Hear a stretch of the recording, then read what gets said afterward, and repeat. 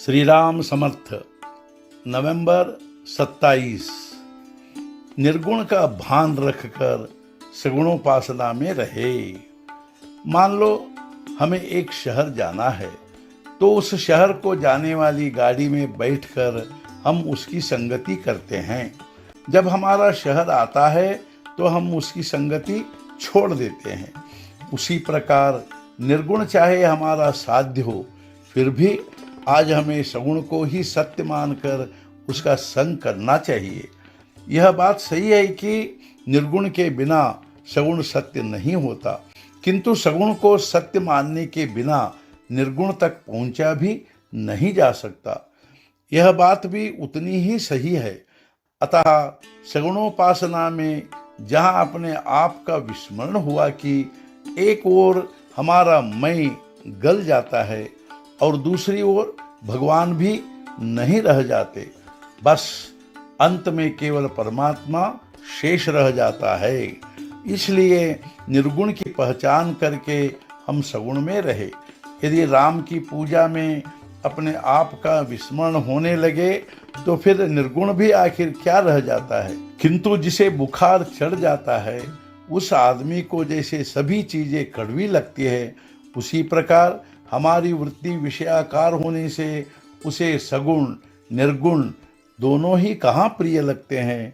जो कहता है मैं सगुण के बिना निर्गुण की उपासना करता हूँ, वह उसका मर्म ही नहीं समझ पाया।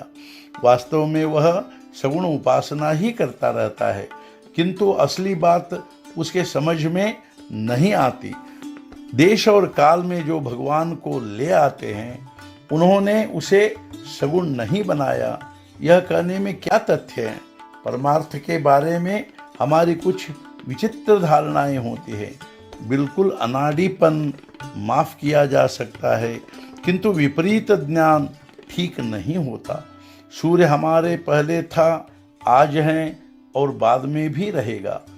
यह सदा के लिए होता है, इसलिए उसका अस्तित्व हमारे ध्यान में नहीं आता। हम उसकी उपेक्षा करते हैं।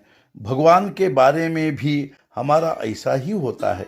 कोई नास्तिक यदि कहे कि भगवान है ही नहीं, वह कहाँ है दिखलाओ, तो उसे यह कहकर अटकाया जा सकता है कि वह कहाँ नहीं है, पहले तुम यह बताओ। किंतु यह ठीक ढंग नहीं है। भगवान नहीं है यह कहने वाले को भी उस स्वरूप का कुछ न कुछ है, यह भान होता ही है। केवल वह उसे भिन्न भिन्न नाम देता है।